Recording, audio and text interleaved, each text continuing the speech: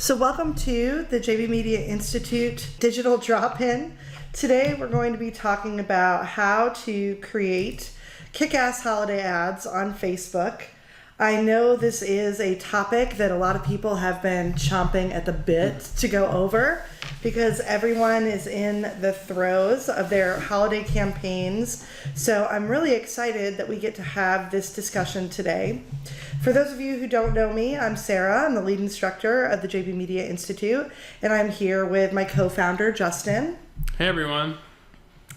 And today we're really excited to have a special guest joining us, Michelle Porterfield. And basically how we're going to be running the call today is essentially going over the top 5 mistakes that I feel a lot of people are making with their ad campaigns. But really what we're going to do is allow Michelle and Justin to kind of share their feedback about different strategies and about these kind of mistakes that people are making. So hopefully we can get some clarity on some things. So for those of you who definitely have questions, I want to just encourage you. I will be monitoring the chat as we go through the call, and feel free to ask questions. We will answer as many as we can, although we only have a little under an hour. So we might have to take some of these conversations after the call as well. But like I said, I'm really glad to have Justin and Michelle here. For those of you who don't know Michelle, Michelle's owned and operated several successful businesses, and in the last 6 years in particular has began to focus not just on email marketing, but specifically on social media advertising for growing sales, lead generation, and brand recognition. So thank you so much for being here. Yeah, we're really excited about me. it.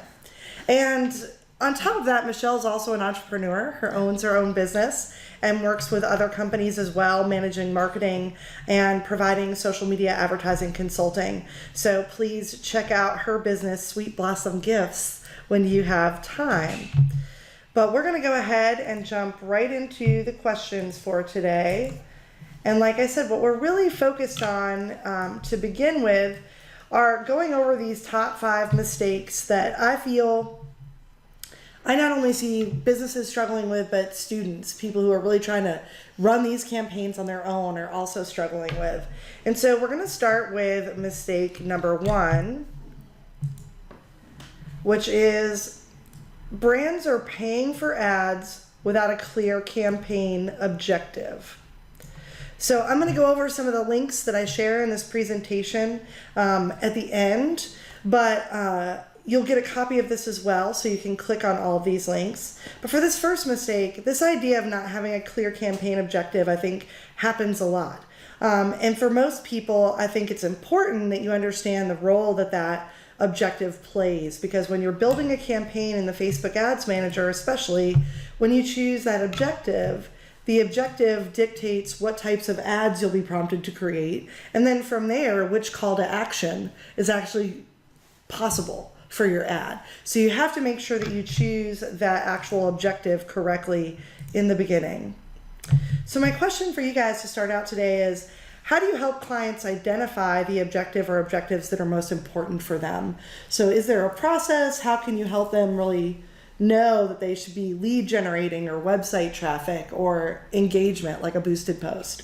And before I want to just first of all thank Michelle for joining us today, because I feel like over the last few years, as I've worked more and more on our 2 businesses, I've been less involved with managing campaigns, and we actually have worked with Michelle a few times for campaigns that for our clients. We've actually hired her as a consultant or even an implementation support contractor for some of our clients, especially where we feel like conversion and conversion optimization of campaigns are really important.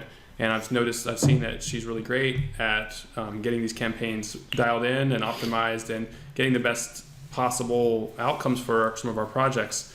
So I'll kind of add a layer to this before Michelle puts some of her commentary into it. But I think it's important. What I've noticed with working with Michelle and working with other really successful campaigns is there's often for the overall campaign, there's an overall objective of driving sales or leads, but within that, the different tactics break that down into pieces so that we're building awareness, we're driving traffic, and then eventually we're converting rather than just advertising to people and expecting they're going to convert immediately. So can you talk a little bit about how you think through that process and how you've refined the way you approach it? Yeah, so you can kind of look at your Facebook advertising as like a funnel, and you initially start out just trying to grab someone's interest and get them into that funnel. And then you can follow that up with other ads that lead them to a conversion.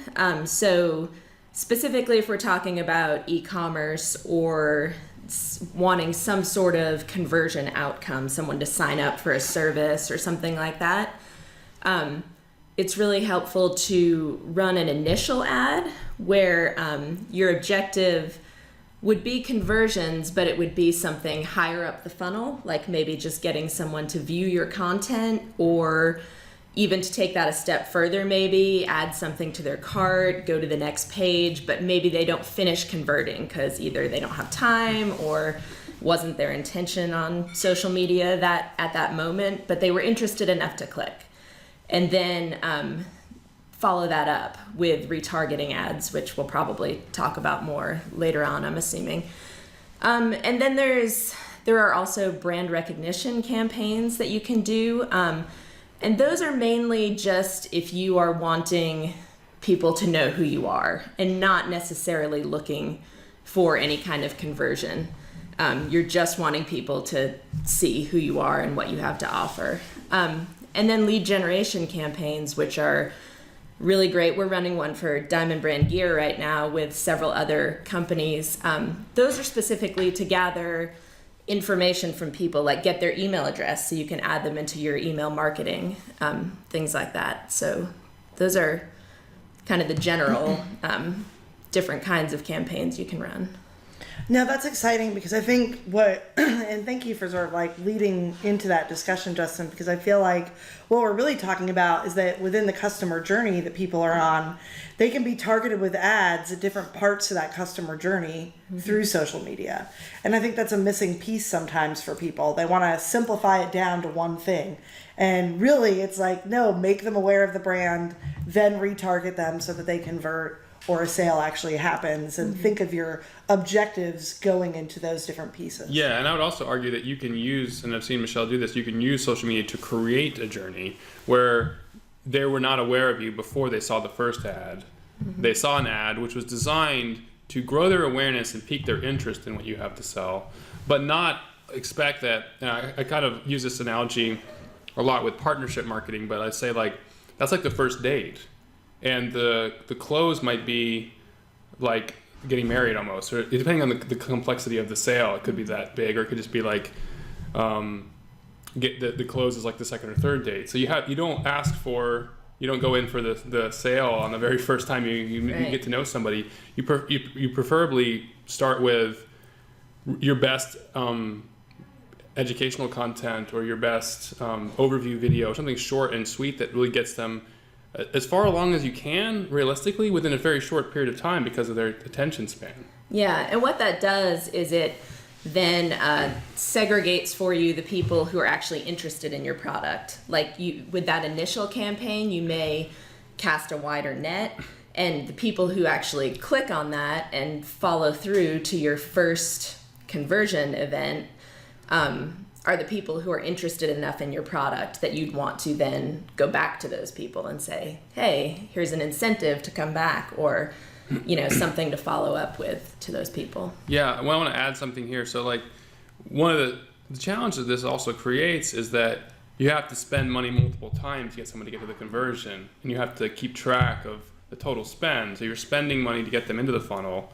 You might be spending the money to move them along, and then you might be spending more money to actually get them to close. Yes. And maybe even at some point discounting during that process to get them to close.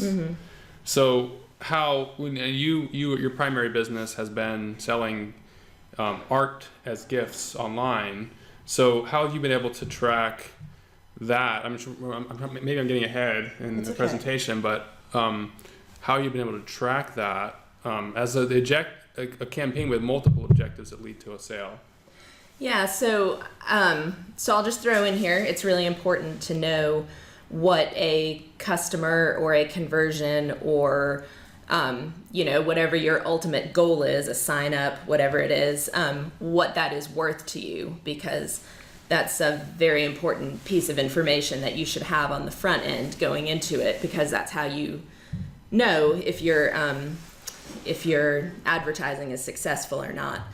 And then, so what you're willing to spend to get that ultimate conversion. And then really the goal is to get that top of the funnel conversion to as low as you possibly can. Like you're casting a really wide net, and the conversion might just be to get someone to click through initially, like to come to your landing page, whatever it is. And that should really not cost you much. Like it doesn't take much to get someone through to that first conversion. If it's costing too much for that first conversion, then you need to go back and look at your ad and your audience and all that and make sure that it's set up correctly, because that initial conversion should not be What do you expensive. consider low? Like, what's a good low number there?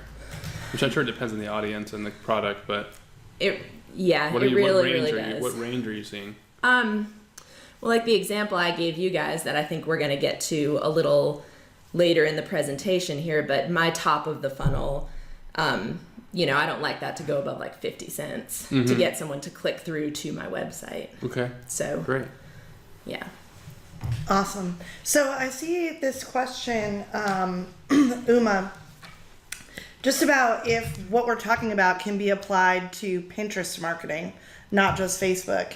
And so I want to say that the basic principles that you're talking about, I think, do apply. I think the tool is very different on Pinterest, though, compared to Facebook, especially when it comes to the remarketing capabilities. I just think there's a difference there in how the tool works. So have you done any marketing on Pinterest as well? I've done very little, mainly because I've not had as much success there Yeah. as I have with Facebook and Instagram particularly. Yeah. And so, Uma, I can dig into the remarketing piece on Pinterest for you since you're a subscribed member of the school, and we'll talk more about that. But I think the basic principles still apply. What we're talking about with the customer journey and what we're talking about with understanding that the objectives might be spread across that journey. Yeah, I would add real quickly, I know you got to move on, but with Pinterest, you might use Pinterest as an alternative way to get people to the top of the funnel, because I know that people use Pinterest to search for specific things they want to potentially buy for planning different types of events or activities, travel, weddings, food, things of that nature. And the cost per click can be relatively low. It can be as low as 15, 20 cents. So if you use it that way, then remarket on Facebook using the Facebook strategy you're talking about as the second and third part of the funnel, that could just be an alternative to the Facebook top of funnel ads. You could be doing Yeah. both. And depending on your product and audience, you may have more success that way, depending on where your audience might be more. And Pinterest has searching, so people really look for things. And so if you have a product people look for, then you could get those initial clicks to your website from that, and then build that remarketing, discounting, seasonal campaign aspect through remarketing on Facebook. Just an idea. Yeah, I know. And Uma's saying she appreciates those ideas. We know her audience is on Pinterest quite a bit, which is why we're tackling Facebook and Pinterest as our main focus for now. Yeah. And then, Uma, I see this last question. She was asking when you guys were talking about cost per click. Yeah. And clarify this a little bit for me, Uma, but the question was essentially, what about a percentage instead of a number for cost per click? And I think with cost per click, and again, Uma, let me know if I'm misunderstanding the question, but I feel like that always has to be, It's going to be a number. yeah, and it's actually the amount per click. Each campaign will be different, and you just want to drive it down. Okay, and she was saying at the top of the funnel, instead of 50 cents, what about a good percentage for your goal for average sale? Again, I think we want to stick with the numbers, not percentages. But Uma, that question, we might need to dig into exactly what you're referring to there. So let's talk about that offline so we don't run out of time today. But yeah, I see what you're saying. Is you're trying to compare percentages, but I think cost per click really needs to stick to a number so that you understand the return on investment. You can potentially calculate what your maximum is if you know your total cost per acquisition can only be $5, you could say, I only want to spend 10% of that or 20% of that at the top of the funnel, and understand you have the other $4 to do follow-up stuff with. Yeah. Yeah, cool. And she's like, that's exactly what she meant. Awesome. Cool, great. So let's go into mistake number 2, which is ads and campaigns target audiences that are too broad. So I often see that brands are struggling to prioritize their target audiences. Choosing 1, 2, or 3 niches feels stressful for people, and the audience builder can sometimes make people feel more confused rather than focused and clear. So the questions I had presented to the two of you were basically, how do you help clients prioritize their niche markets or the segments of their markets, and what are your pro tips for the audience builder? So if you are not going into your social media advertising knowing your audience, a really, really great tool that they have is the A/B testing tool on Facebook and Instagram specifically, where you can test out different audiences within one campaign. So you use the same creative, the same, everything else stays the same, but you can target maybe 3, 4 different audiences, and Facebook will actually figure out for you which audience is performing the best. And that's a really great way to help you, if you're not sure, like, is it men or women that are buying my product more? Are they in this age group or this age group?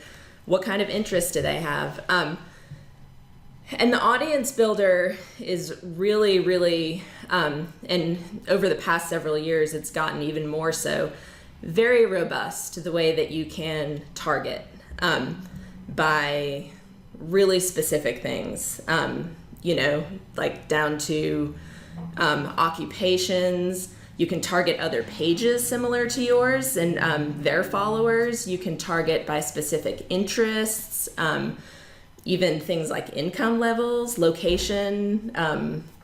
There's pretty much anything that. So I have a question about that. You know, there's been some changes recently with some of the third-party data going away. Are you still being able to find ways to target by income level after those changes? I haven't done income level recently, so that may have changed very recently. Just curious. But all the other things that I just named, I just actually set up some campaigns this morning and used all those different, by location, interest, targeting people who like other pages similar to ours, things like that. You can target pretty specifically, and definitely gender, age, location, things like that.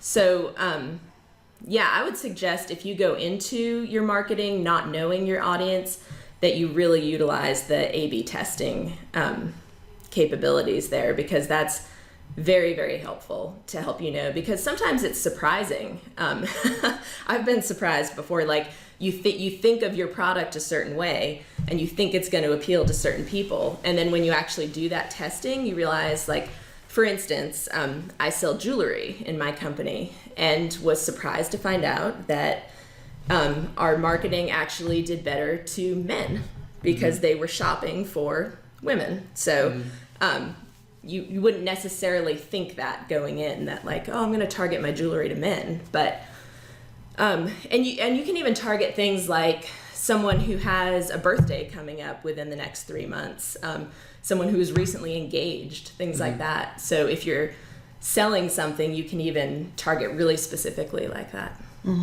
Yeah, so we have one question related to that coming from Ashley, which is, if you're extremely limited on time, which many of us are, what is the top recommendation of how to understand your audience through testing and evaluating the results, through the A/B or the split testing? And how long should you spend evaluating results like that? Is it one campaign or several campaigns? Like, what is that learning process? So it really, it just depends how much time you have. Like, I would say we're obviously very close to the holidays right now, so you couldn't spend months trying to decide who your audience is. So you could maybe run something for a week and find out, and then so Facebook will actually tell you at the end of the campaign, like, this was your top performing audience.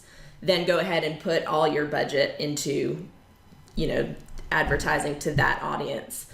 If you have longer, then that's great, because the more data you have, the better it is. But, You can even do it in a few days if you want to, just to get some sort of data behind that. So if someone has like about $1,000 budget, for as a round example, what percentage you would usually hold for the testing phase versus the running the rest of the ads to the winning audience? Do you have any sort of formula there? I don't know if I necessarily have a formula, but I would put, the thing with the A/B testing is you do want to put enough money into it. If you put too little money into it, you won't really be able to trust your results. So you want to put enough money into it where, you feel like you're getting good results from that. But,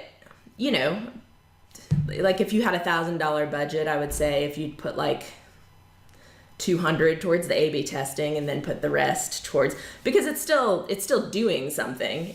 And Facebook will automatically start, if one of the audiences is performing better than the other, it's gonna start putting more of your budget towards that audience.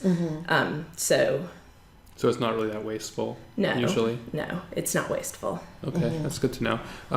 What about size? So I know that if your audience is too small, then there's only a certain amount of money you can actually spend against that audience. Or if it's too large, you might just be, spending a lot of money on impressions of people who aren't interested. So how do you find that balance? Yeah, so it just depends really, like how specific your product or service is. I mean, if you're specifically trying to target a smaller portion of people, like say people with a certain occupation or something, there's nothing you can really do to, make your audience bigger. You would just have to change up your creative more often. But if you can, it's better to try to start with a broader audience, a larger number, and then, like we said, as you go down the funnel, you make that smaller and smaller as you're retargeting those people. A really good metric in the the ad data there is your frequency number. If that frequency number starts going up, it means that the same people are seeing your ad over and over, and that's not a good thing. So might indicate that your audience is too small. That would mean that your audience is too small, or you've run that ad for too long. But if you haven't run the ad for very long, then that means your audience is too small. What kind of frequency numbers are you to start setting off red flags for you? If it goes above like 3, if the same person is seeing that ad more than like 2-3 times, they're going to get sick of it. And you're probably going to start getting some negative results, like people hiding the ad, people giving negative feedback. And that will, set off Facebook's algorithms. Like, this isn't a good ad. People are responding negatively. So you don't want that to happen. Awesome. So Ashley was just saying thank you. That helped her clarify where she should be spending her time. I wanted to just share this example that you shared with us, Michelle, of just talking a little bit briefly about when you talk about retargeting, you're actually talking about the custom audiences inside of the Facebook Ad Manager. Yeah. And using the lookalike audiences as well, correct? So when I say retargeting, so this is actually, for me, my top of the funnel that I was advertising to here. This is a lookalike audience to my email list, which this lookalike audience was about 2 million people. So I imported my email list and then created a lookalike audience from that, which I'm sure that's another discussion, and how to do that. How many people did you have on your list, out of curiosity? About 100,000. About 100,000. Cool. So, and then Facebook will, and you can change that number, like how big you want that audience. When you create the lookalike audience, you can make that bigger or smaller. So that was my top of the funnel. It looks like you're excluding some things here. These are like people who've already been to your website. So you don't want to waste resources getting to people who've already been on the site. Exactly, because this is the top of the funnel. So this is actually who I would be retargeting to here, is these people who viewed content. The viewed content audience is who I go back and retarget. Awesome. So the people who viewed the content before, you're basically remarketing to them again. Yes. Yeah, awesome. Yeah, but this audience here was my original top of the funnel audience. Great. So that's basically just talking about how sometimes you're creating that funnel based on the people that really are already in contact with your brand. Yeah. And I think that's something, again, that people kind of don't think deeply enough about. They're so focused on the new people that they don't consider their options for potentially going after the people that are already familiar. Yeah, and that can also be focused on things like targeting your own fans with different offers and, you know, all of that stuff. I think I'm constantly kind of reminding people, don't just think about the new people who don't know about you yet, because you've got to build a relationship with them. Think about how you campaign to the people who already know about you as well as new people. Yeah, bring them because through. really, yeah, you want repeat customers. That's, you know, for business, that's always a good thing. Yeah. So. Awesome. So mistake number 3, which we're going to talk about, budgets are not properly set to achieve results. So you guys have mentioned some things about budgeting that I think are really helpful. But I think there's a couple things people struggle with. The budgets have to match the size of the audience. So if my audience is 2 million people, I've got to actually plan to have a budget that could potentially reach those people. And I think sometimes students and clients are a little confused of how to split their budget. So if they do have more than one objective, if they're going to run multiple campaigns with different objectives, how do they properly choose where the money should be spent? So I kind of wanted to talk about that. And again, the questions I had submitted to you guys previously were basically, if brands are running more than one campaign, how much money should they allot per campaign? Is there like a minimum? Are there percentages? And does the objective or ad type affect that? And with audience size, how do you know how to budget correctly? And I know you've got some formulas for this, but I'd love to hear from both of you on that. Yeah, and I want to mention something. You know, I see a lot of unsuccessful social advertisers run a series of one-off campaigns looking for results immediately, and they don't find them. They just eventually come to the conclusion that social media ads don't work. And so going back to our first example, you know, I think creating campaigns that have a series of ad sets, series of ad creatives, and even audiences that move people through the funnel. I've seen it sometimes it takes a month or 2 of work to get the formulas, get everything right. And you can potentially be running multiple funnels in parallel with each other. So that can obviously cost money to do the testing and the time and labor involved, as well as the actual advertising. But, you know, so this is difficult to answer. This question is difficult to answer because it's different for every business model. It's different for every type of business. What role does Facebook play in your total ad budget? How much time do you have to test? You know, how patient is the team to like trying things out? And how much money they have to do the resources? So would you agree with that, or do you have a different approach? Yeah, no, I do agree with that. And that's what I was going to say, is this can vary so much from business to business. Like if you are, some sort of like yearly subscription service where someone's paying, $300 a year or something, so when you get someone to sign up, you're going to get $300, then your cost per, like what you're willing to pay to get that customer might be different than, someone who's trying to sell a $5 little thing. It's really, this really can vary depending on what you're willing to spend to get that customer. And also, like what Justin said, is the initial learning stage, like we talked about the A/B testing, figuring out, in that A/B testing can not just be for audiences, but also for your creative, there's all different aspects of the campaign that you can test. And some of that takes time to figure out what works for your specific business.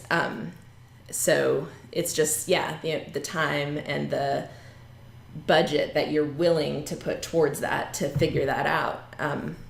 Once you figure it out, it should be successful for you. It should be something that's really good for your business, but sometimes it does take a little while to really work out those kinks and figure out what works for you. What ad objectives, what audience, what creative, and really honing that in. So.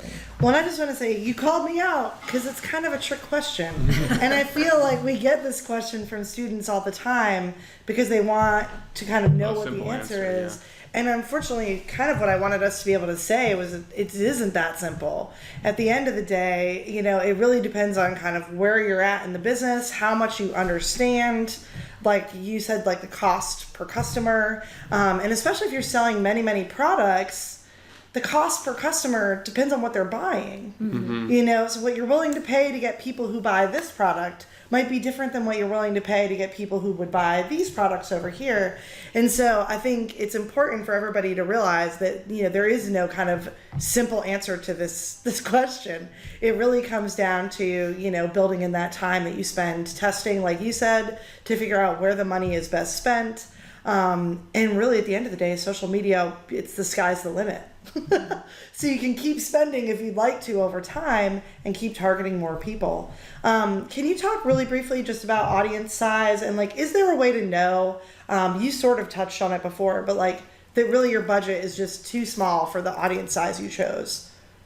Well, or vice versa? I would say there's more likely to be the other way around, that you create an audience that's too small and you have a budget that's just too big for that, and it's going to create that frequency issue that Michelle was talking about, or just not creating enough traffic to build a funnel.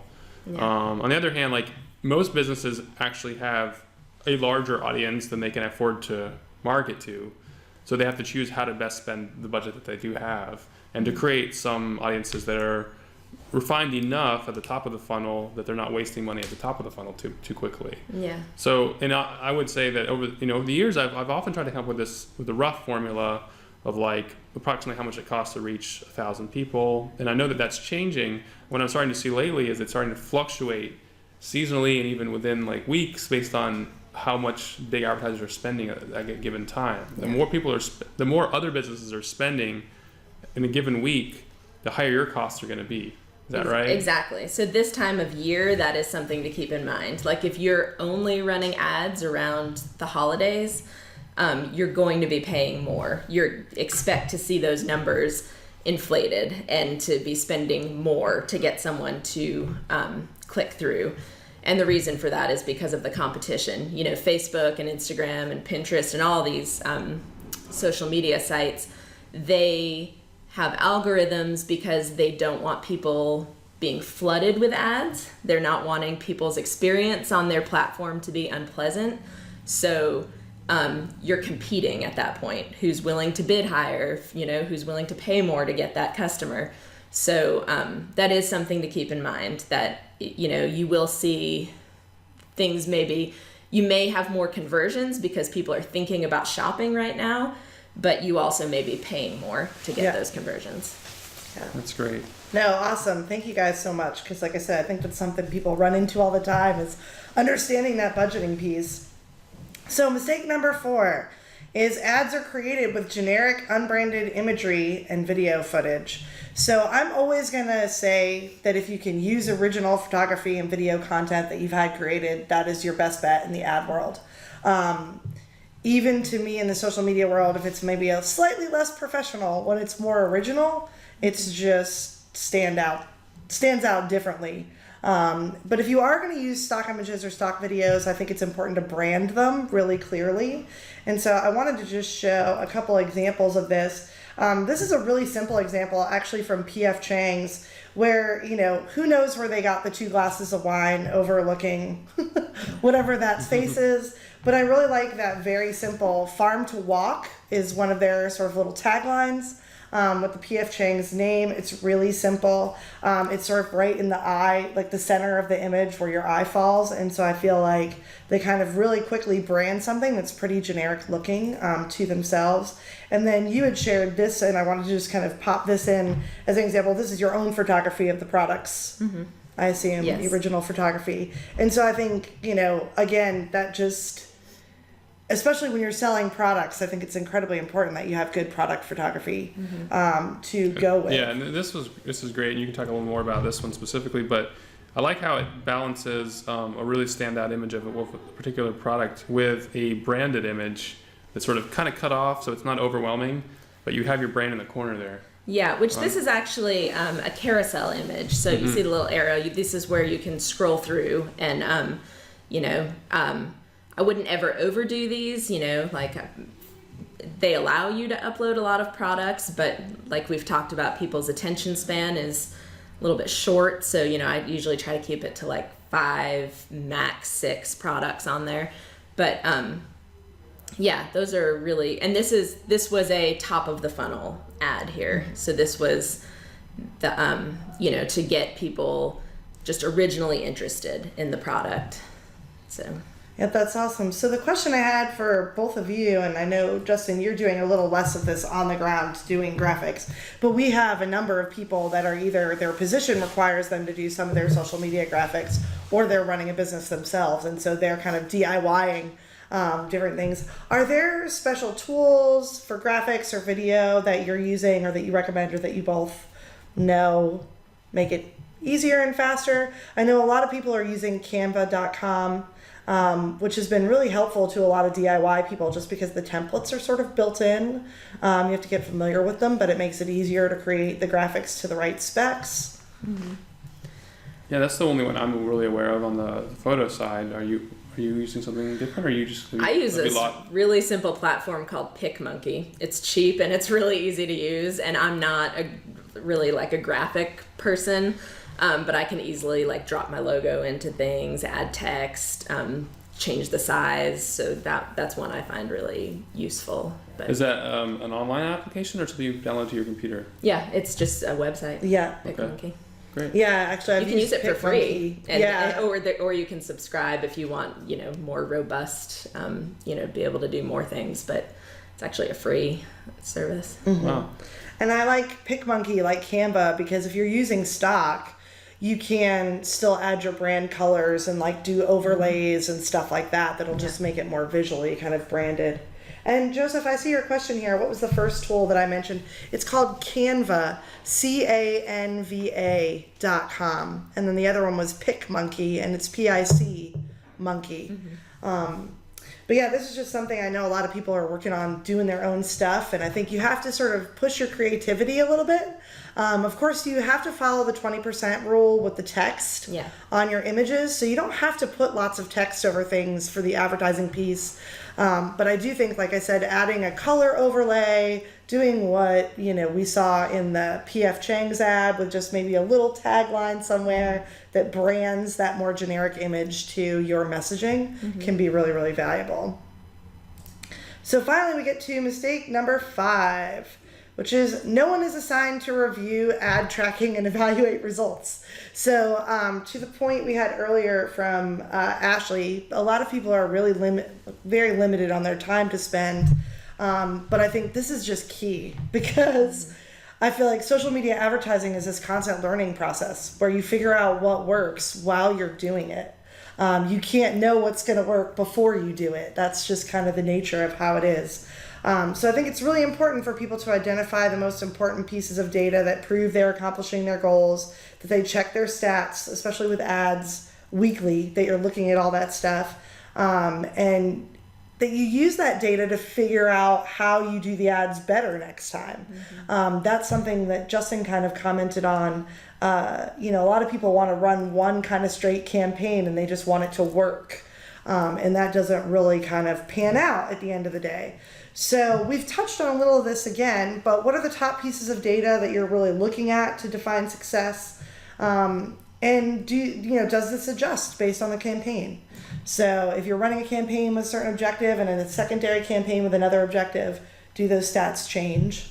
Before we jump into these questions, I think these questions assume that you have your tracking set up correctly. Yeah. And that's not necessarily often not the case. So I think when we have an expert in the room, we should just sort of check in about like what are the steps to make sure it's set up quickly. And I'm not an expert on Facebook tracking. I'm a little more knowledgeable about analytics, so I often personally rely on getting the analytics right and then comparing the data. But that's not always the best for optimizing social ads. So my understanding is that to get the social ads really optimized right, you have to set up pixel events on the right steps of the funnel. Is that right? Exactly. So. And Facebook will provide you with a pixel to put into your website. And again, this is not really in my wheelhouse. I have someone else who does my website stuff, so I can't they do give really clear steps how to do it too. So if you're managing your own website, it should be pretty clear how to do it. And once you have that pixel on your website, then you can set up different conversion events. So say you're an e-commerce site and your ultimate goal is obviously to sell something. So you would have your tracking events set up to, someone just originally going to your website. And then you might have another one for someone adding something to their cart, but maybe they don't ever finish checking out, but they were interested and they added it to their cart. And then your ultimate conversion that you ultimately want to get to is a purchase. So you can set up those conversion events, and there's different ways to do that in your ads manager that they somewhat clearly spell out for you how to do it. I guess that's probably a topic for another time, but yeah, setting up those conversion events is really, really important because that helps you know, like, where in the funnel you're losing people. These are things you can find out through your Google Analytics to some degree too, but if you're specifically wanting to know, like, from this ad, what happened, what did people do from this ad, those are really important things to have, the data to have. So to clarify, what you're saying here, the pixel just is a piece of JavaScript code that you put on every page of the website, but then the events would be extra code that would go only on certain pages, right? To fire when that thing happens? Not necessarily. So you can set up the conversion events in your ads manager where, like, if there's a certain like I set mine up really simply, like when someone adds something to their cart, there's something in the URL that says, something about configuring the cart. So I have that in my conversion event. Like, anytime someone gets to a URL that says this, it means that they added something to their cart. Whenever they get to the thank you page, it says complete or something like that at the end. So anytime that they get to a URL that says complete, I know that they finished checking out. Okay, so you can do it really simply like that. Kind of situational events inside of the ads manager to listen for certain parts of the URL, and when those things are present, something as important has happened. Yes. And then you can determine what percentage of people who click on an ad get to that step or don't, right? Yes. Okay. And it will actually tell you in your ad data, if you have it set up for conversions, all of those steps, even if it's not your ultimate, like if your ultimate goal is to complete a transaction for someone to finish checking out, it will still tell you how many people added it to their cart, how many people just got to the landing page. So you can still kind of see where you were losing people. And that really helps with comparing audiences, because you might have two audiences, neither of them drive sales yet, but one was like 10% added to cart and the other one only 5% added to cart. So you know that it's a better audience, even though both of them may have zero at the end as far as revenue. Right. And so that kind of gets to the first question: what data are you typically looking for? So the data would be, I guess, the conversion rates on the different goals, right? Different events. Yeah, that's a huge piece of data that helps you know the success of your campaign, definitely. What else is there that you look at? So I would look at, and I think we have a page here where I gave you a few different pieces of information there that I do find helpful. So you can see, like, the cost per result obviously is an important piece of information, how much you're spending to get your conversion. That relevance score is not, I wouldn't base anything on that necessarily. It's sort of a subjective piece of information that Facebook gives you.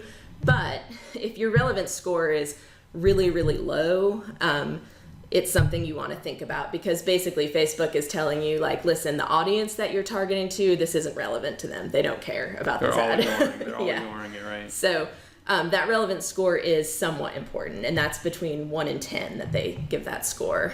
The website purchases, so like this particular ad, that was not the goal of the campaign. This was a top of the funnel ad, but it still lets you know, this this many people went ahead and bought right away, and that's a good piece of information to have.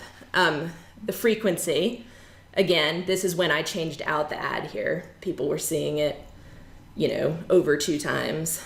And then I threw the page likes in there just because, again, that wasn't the goal of the campaign, but it also gives you a measure of people's interest. Like, they liked the product enough to actually go like the page as well.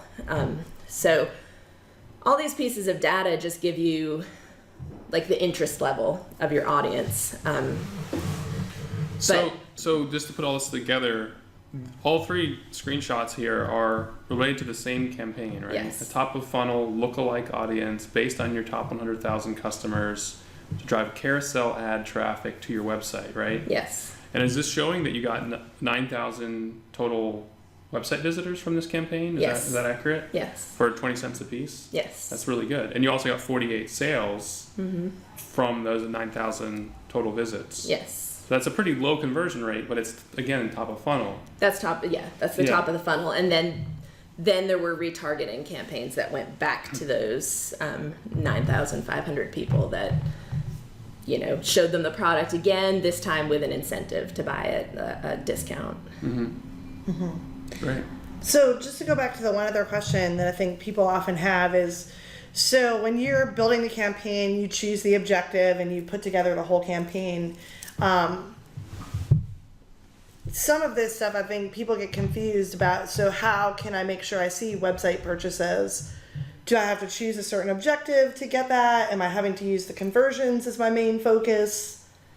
And that, do you understand like the flow of the ad manager? Can you just share a little bit about whether or not this data comes with everything, or if like this is specific to the campaign you ran? This data will come with everything if you have those conversion events set up. So as long as you have, like, I could have also pulled up how many people added it to the cart, because that's another conversion event that I have in there. And there's a tool in Ads Manager. You're probably familiar with the page where you just go and look at your list of ads, and it's got some of this data next to it. But there's also a little tab you can pull down to customize what you're seeing in that row there, and you can add all kinds of things that aren't just right there in that row. Yeah, that aren't just the default. So that's how, like, I always have it custom set up to see my website purchases, even though that wasn't the conversion event that this ad was based on. I still want to know that piece of data. So you can customize those columns there for what you see. But yeah, any conversion event you have set up, you can see for every ad. If your goal is conversions. Even if your goal isn't conversions, I think you can still pull up that data. Like if you made sales through a brand recognition campaign or something, you'll still be able to see that. All right, awesome. So we're getting right to the last 5 minutes. I want to go ahead and just open up for specific questions. And again, I'm going to pull up just a few resources to share with everybody right at the end. But if anybody has questions, you can chat them in. And again, I know for some of you this is a higher level conversation, but I wanted to really dig into some of this more like sort of deeper actual advertising steps and work, and looking at, kind of higher level things, because some people, like I said, are running their campaigns right now. We've got a very small window left for getting any of that holiday stuff. Uma, I see your question here. I'm curious about content recommendations. It's all well and good to know how to place ads, but how do we know what to make our ads look like? So, and I can tell you, Uma's is also product-based. They do wall decals. It's a very awesome company that are hand-painted and really beautiful. So, Uma, just to clarify, you're talking about how do you design the creative when you're not a designer? Or how do you come up with those ideas? Do you have something, since you said you're not really a design person, can you shed a little light on that? So I'm assuming, though, that they have photographs of the product, or so is the question like whether to just use the straight product photography or to try to I've had different results with like lifestyle type photography versus I've found that for my particular product, just the really product based photography does better for me than like, you know, I've tried kind of the feel good ads where it's like a mom and a kid and she's wearing the jewelry, and it doesn't seem to reach my audience as well as just the picture of the jewelry. But that's also something you can do testing with, and I would highly, you know, suggest doing testing with, is seeing what kind of creative your audience responds to. There's also different ways to photograph products. You have products that can be applied to a wall, so you could have the product on the wall, you could have the product, you know, in, you could show something about the way it's made, you could show the making of it, you know. There's lots of different ways it could be done, and it's important that the lighting is good, the color is good, it looks nice. I noticed in some of your stuff you have like kind of soft, shallow focus and like really vivid colors and close-ups of the actual product. Yeah. And that seems to make sense. It makes sense to me for your product, but it's not just flat top down. It's not hanging on like a display. It's set up in a nice way, but it's simple. Yeah, and one thing we didn't really touch on here too was video, which is a great top of the funnel way to get people into. You want to keep them extremely short because people have very short attention spans on social media. But like if you have a really interesting way that your product is made, or that it would be applied, or something that would kind of more tell the story of your product, that's a really great way to also kind of gain people's interest, as long as it's really short. Like less than 30 seconds or less than a minute, or? Definitely less than 30 seconds. Yeah, I think most video ads on Facebook need to be around 15. Am I wrong about that? They allow it longer, but no one's gonna watch longer. Yeah, 15 seconds, 20 seconds seems to be a sweet spot. And what they suggest is putting something about your product, like your logo, your call to action, something, within the first 2 seconds of the video. Yeah. That's actually Facebook's suggestion, like right away. Let them know what you're about, what you're doing. And then, you know, if you want to add some stuff later in the video that for someone who actually watched through the whole thing, which is probably going to be hardly anybody, then put that towards the end. Yeah, and thanks for that feedback, Maddie. Maddie was just saying, too, that Facebook automatically repeats anything that's 10 seconds. So it'll continue to play even if it's short. They might watch it again. All right, so I know we have to let some people go because we're right at 1 o'clock. I do want to, like I said, just mention the resources that I'm sharing for everyone in this presentation. You can click on these links when you get your copy. One is a great section of the website Facebook put out where they organize everything into these industries. And so you can dig into all sorts of different stuff related to the industries themselves and what kind of ads are working, what types of objectives people are using. The other two references I gave everyone, just to help you kind of keep track of things, is this list of call to action buttons and what kind of objectives they're associated with. So you can see brand awareness, reach, traffic, engagement. And if we get down to the bottom, we get into the conversions. But it sort of shows you what the buttons on your ads would be, what your choices will be. So you can have an easy reference for that. And then the Facebook Ads Guide is something I've been sharing with all of our students recently. If you click on this page, you can look at the different ad types. So video, image, collection, slideshow. And when you click onto get the specs, so let's look at carousel ads, which we were talking about earlier. What this will allow you to do is really see a bunch of information about carousel ads, how they work, what they look like. You can change the placement to see how they display on different things, and then you'll get all of your design recommendations and supportive objectives along with the call to action button. So if you're trying to be really clear with what ads you're creating, why you're creating them, this is a great reference page so you can learn about ads that maybe you've never used before and give them a shot. But I will stay on to answer any additional questions for at least 5 minutes. But I want to just say thank you to Justin, of course, as usual, for being here. But thank you so much, Michelle, for coming here and sharing all of your expertise. That was really awesome for me just to even listen to you. Even though I'm involved in a lot of this, it was really awesome to listen to somebody who's running the campaigns regularly and has the ability to kind of see all that data and information. So thank you so much. Thanks for having me. That's great. Awesome, thanks. I'll walk out with you. I have a quick question for you, but thanks, Great. Sarah. Thanks, everybody. Thank you guys so much. We had a great. We still have 47 people on the call, down from a peak of 52. So a lot of people stuck around for the whole thing. Awesome. And so just a reminder to all of our existing students, Uma, I will follow up with you on the Pinterest question and keep up with that as well. So look for an email from me. And for those of you who are subscribers, please let us know if you have any other questions, and we're glad to assist. Thank you all so much, and have a great rest of your week.